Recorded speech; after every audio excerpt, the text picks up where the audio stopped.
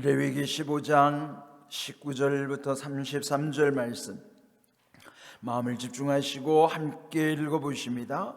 어떤 여인이 유출을 하되 그의 몸에 그의 유출이 피이면 이레 동안 불결하니 그를 만지는 자마다 저녁까지 부정할 것이요 그가 불결할 동안에는 그가 누웠던 자리도 다 부정하며 그가 앉았던 자리도 다 부정한즉 그의 침상을 만지는 자는 다 그의 옷을 빨고 물로 몸을 씻을 것이요 저녁까지 부정할 것이며 그가 앉은 자리를 만지는 자도 다 그들의 옷을 빨고 물로 몸을 씻을 것이요 저녁까지 부정할 것이며 그의 침상 위에나 그가 앉은 자리 위에 있는 것을 만지는 모든 자도 저녁까지 부정할 것이며 누구든지 이 여인과 동침하여 그의 불결함에 전염되면 이레 동안 부정할 것이라. 그가 눕는 침상은 다 부정하니라.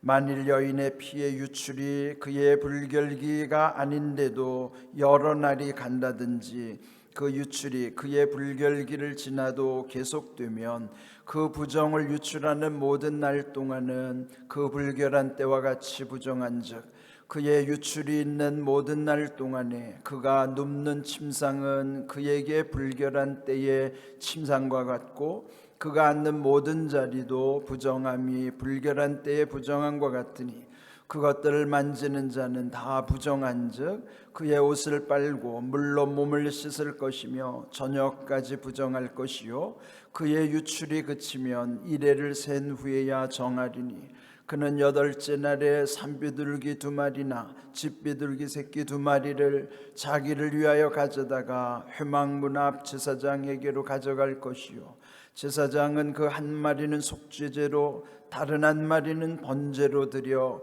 유출로 부정한 여인을 위하여 여호와 앞에서 속죄할지니라.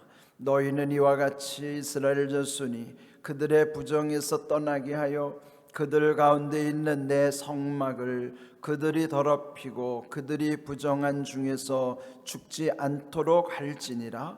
이 규례는 유출병이 있는 자와 설정함으로 부정하게 된 자와 불결기 앓는 여인과 유출병이 있는 남녀와 그리고 불결한 여인과 동침한 자에 대한 것이니라.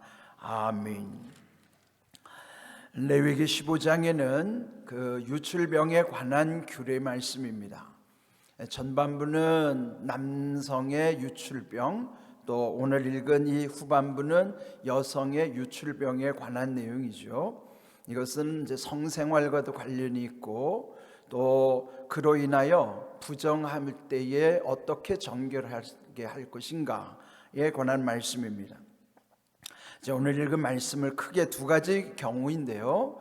이제 19절부터 24절까지는 어떤 여인들이 매월마다 겪는 생리적 현상, 월경에 관해서 그때 여인이 부정한 형편이기 때문에 또 그 몸을 잘 추스릴 수 있도록 그 불결한 동안에는 또 다른 사람과의 접촉도 금할 수 있도록 그리고 또 그와 접촉한 사람들마저도 그 부정함을 또 정결함으로 하기 위해서는 여기서 강조하는 내용은 옷을 빨고 몸을 씻을 것이라.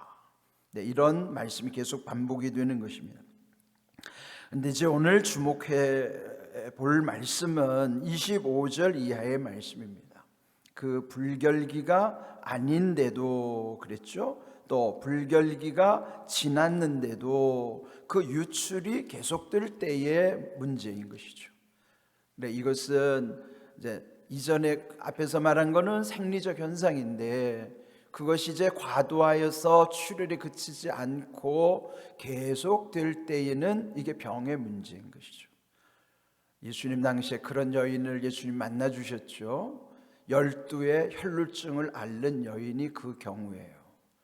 그 12의 혈루증에 관한 말씀이 마태복음 9장, 마가복음 5장, 누가복음 8장 이렇게 마태, 마가, 누가 그 세 복음을 공관복음이라 하잖아요. 거기 다 언급되어 있을 만큼 중요한 사건이에요. 그런데 그 중에서도 마가는 아주 상세하게 기록하고 있어요. 네, 그가 그 12의 혈루증 걸린 여인이 예수님을 만나는 그 동선, 어느 지점에서 예수님을 만나는가를 보면요, 처음에 출발은 그 야이로 회당장의 딸이 시름시름 죽어갈 때예요. 그래서 그 아버지 야이로가 예수님을 먼저 찾아오잖아요. 우리 딸이 죽어갑니다. 오셔서 기도해 주셔서 좀 살려주세요. 그래서 예수님 모시고 야이로가 자기 집으로 가던 도중에 중간에 이 12의 혈루증 앓는 여인이 끼어드는 거예요. 이 동선을 여러분 잘 생각해 보세요. 마가는요, 그때 이 여인의 형편을 설명하는데 한번 참고할 만합니다. 마가복음 5장 26절에 이 12의 혈루증 앓던 여인이 그동안 많은 의사에게 많은 괴로움을 받았고 가진 것도 다 허비하였으되 아무 효험이 없고 도리어 더 중하여졌던 차에 예수의 소문을 듣고 무리 가운데 끼어 뒤로 와서 그의 옷에 손을 대니. 여러분, 이 부정함이라는 것이 12회를 갔다는 거예요. 그러니까 12회를 지나는 동안에 그 문제가 해결되지 않은 거예요. 많은 의사라는 것은 고칠 수 있다고 소문이 난 사람들은 다 찾아다녔다는 거죠. 그런데 그 많은 의사들이 오히려 그에게는 많은 괴로움이 되었다는 거예요. 아무도 고칠 수가 없는 거예요. 그뿐만 아니라 가진 것도 다 허비하였는데 또한 아무 효험이 없다는 거예요. 그러니 여러분, 돈을 돈대로 다 쓰고 몸은 몸대로 고생하면서도 여기서 말씀해 도리어 더 중하였던 차에 이게 뭐예요? 최악의 상황이에요. 아무 소망도 없고 그동안에 해볼 거 다 해봤는데 돈은 돈대로 다 날리고 몸은 몸대로 다 지치고 더 중해 가던 차에 그때 소망이 생긴 거예요. 뭐예요? 예수님에 관한 소문을 들었다. 여러분, 이게 듣는다는 게 이렇게 중요한 거예요. 잘 들어야 되는데 예수님을 듣는 거예요. 복음을 들은 거죠. 그리고 무리 가운데 끼어들었다는 건 뭐예요? 불결한 여인이라 정당하지 않으니까 자기가 병 가졌다는 것도 밝힐 수가 없어요. 그러니까 몰래 그 사이에 끼어들어온 겁니다. 그런데 그 어려운 최악의 상황에서 예수님을 만나는 거예요. 그리고 가만히 와서 그 옷에다가 손을 대었는데 그 까닭은 저분 옷자락만 만져도 내가 나을 것 같다.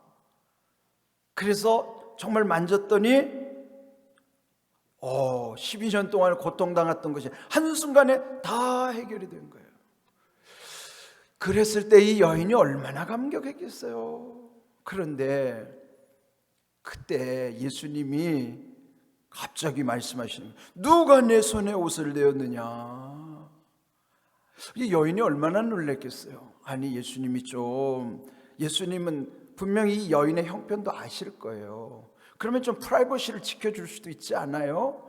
그 여인을 왜 이렇게 곤혹스럽게 말할 필요도 없이 조용히 부르시든지, 그래도 될 것을 그 많은 사람들이 지켜보는 앞에서 큰 소리로 누가 내 옷에 손을 대었느냐. 그랬더니 제자들이 말하기를 여기 지금 무리들이 많아서 애워싸고 그래서 누군가가 예수님의 옷에다가 손을 대었겠지요. 그럴 수도 있죠.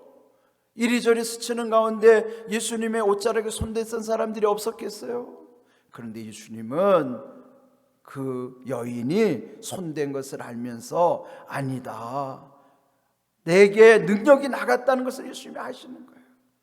그랬을 때 이 여인이 두려운 마음을 가지고 사실을 직고하는 거예요. 예수님 앞에 여차저차 이렇게 해서 그렇게 말씀을 드렸더니 그 두려움에 떨며 엎드려서 그런 걸 다 말씀하는 그 여인에게 35장 34절에 보면은 딸아, 내 믿음이 너를 구원하였으니 평안히 가라. 내 병에서 놓여 건강할지어다. 예수님이 오히려 평안을 선포하시고 구원받았다는 사실까지도 일러주시는 거예요.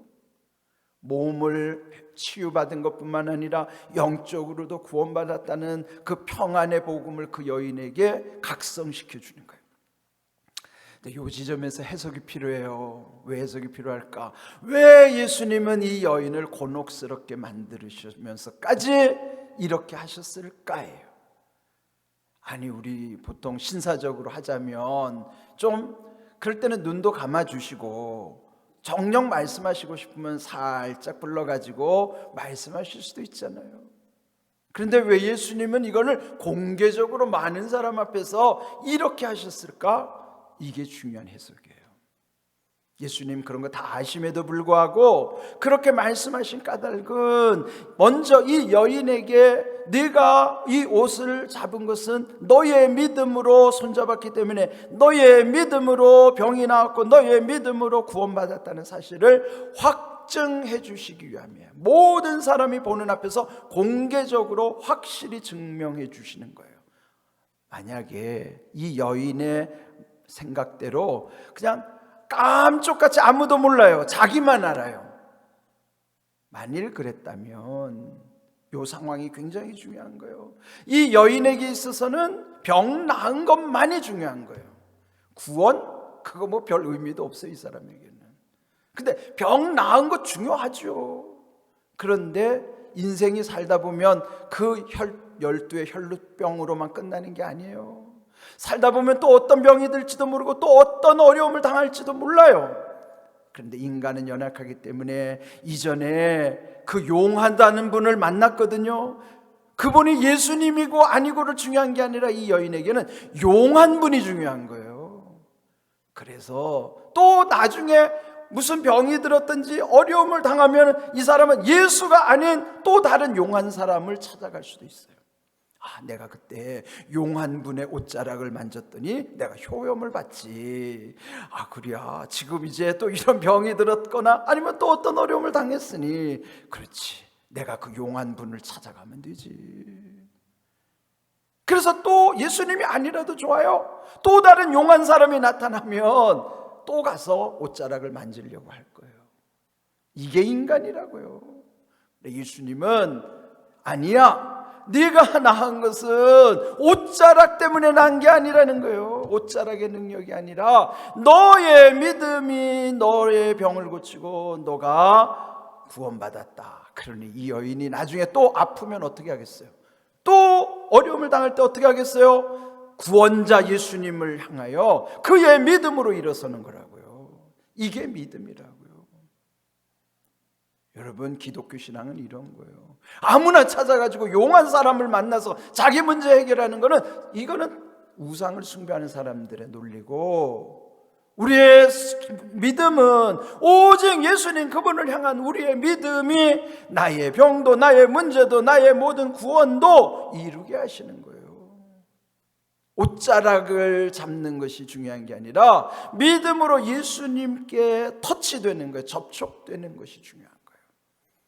그런데 우리 주변에는요, 이렇게 여전히 옷자락만 찾아 헤매는 사람들이 많다고요. 교회를 다니는 사람도 그래요. 어떤 기도원에서 능력받았으면 그 기도원만 찾아가는 거예요. 왜? 그 기도원이 그 사람에게는 옷자락인 거예요. 그 기도원이 예수님이 아닌 거예요. 예수님을 통해서 모든 문제가 해결돼야지, 왜 어떤 용한 사람이나 어떤 자기가 처음에 효험을 받다 그러면 거기에 매이고 묶이느냐 이 말이에요. 그거 매이고 묶이는 것은 좋은 게 아닙니다. 그래서 혹시 여러분 중에 제가 기도해드렸다고 해서 낫다고 그러면 저에게 묶이면 안 돼요. 제가 낫게 한 게 아니에요. 그는 주님이, 여러분의 믿음이 주님과 접촉되고 연결됐기 때문에 나은 것이지, 그것이 그 어떤 특정한 대상이나 용한 사람이나 어떤 특정한 교회나 기도원이 낫게 한 게 아니라고요. 이게 무너져야 돼요. 여기에 눌리면 안 돼요. 사람에게 묶여도 안 돼요. 그래서 늘 얘기하잖아요. 여러분이 우리 공안교회 사랑하고 저를 사랑하는 거 알지만 저에게 묶여도 안 되고 공안교회에 묶여도 안 돼요. 우리에게는 오직 예수님만이 계신 거예요. 예수님 안 계신 공안교회, 예수님 안 계신 담임 목사가 무슨 의미가 있습니까? 아무것도 아닌 거예요. 우리에게는 오직 예수 그리스도 그분이 우리에게 생명이요 능력이라고요. 그래서 여기 12의 혈루증 걸린 여인이 결국은 예수님 만나서 그 병이 다 고쳐진 것처럼 오늘 이 말씀의 제목이 뭐냐면 회막문 앞이에요.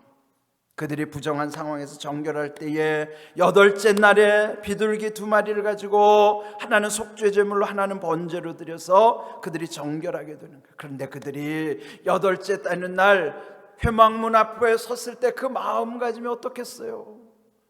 얼마나 그 회막문 앞, 거기는 성막, 하나님의 거룩한 전, 그게 교회를 상징하는 것이죠. 구원의 방주 그 앞에 섰을 때 그 마음이 어떻겠습니까? 여러분이 교회 올 때 이런 마음으로 와야 돼요. 회막문 앞, 교회 문 앞에 들어올 때에 여러분 마음이 그냥 아무런 느낌도 없이 쑥쑥 들어오면 안 된다고요. 주님의 전에 들어올 때는 우리의 마음가짐도 달라져야 돼요. 오늘도 주님이 나를 만져주시니 그런 소망과 기대를 가지고 주님 앞에 나오면서 믿음으로 주님을 바라보는 거예요. 그랬을 때 주님 오늘도 여전히 우리에게 말씀하십니다.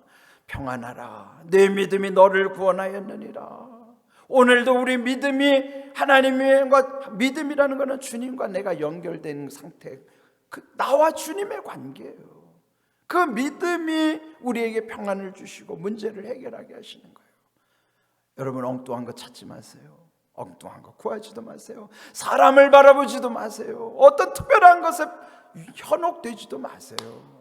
그거는 다 아무것도 아닌 거예요. 오직 예수님, 예수님 그분만이 우리에게 생명이며 능력이시라는 사실을, 그래서 여기 오늘 회막문 앞에서 정결하게 했던 것처럼 오늘 회막과 성막의 상징처럼 우리의 공안교회도요, 오직 구원의 방주로서 축복의 전당으로서 이것을 오직 예수님 한 분으로 인하여 모든 일이 아름답게 이루어져 갈 수 있도록, 그런 부정한 것들이 다 물러가고 정결하게 될 수 있도록, 이것은 유출병에 관해서만이 아니라 모든 부정한 것으로부터의 정결함에 이르는 우리의 삶 자체에 적용되어야 되는 말씀이에요.